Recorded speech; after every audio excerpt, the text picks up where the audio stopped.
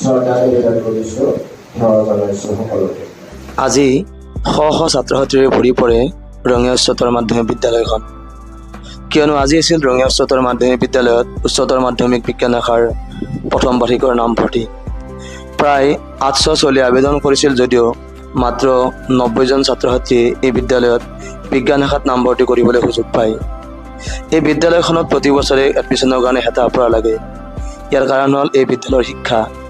যোৱাবাৰে ৰঙিয়া উচ্চতৰ মাধ্যমিক বিদ্যালয়ত বিজ্ঞান শাখাৰ পৰা 100জন ছাত্ৰ ছাত্ৰীয়ে অৱতীৰ্ণ হৈছিল আৰু তাৰে 100জনে উত্তীৰ্ণ হ'বলৈ সক্ষম হৈছিল।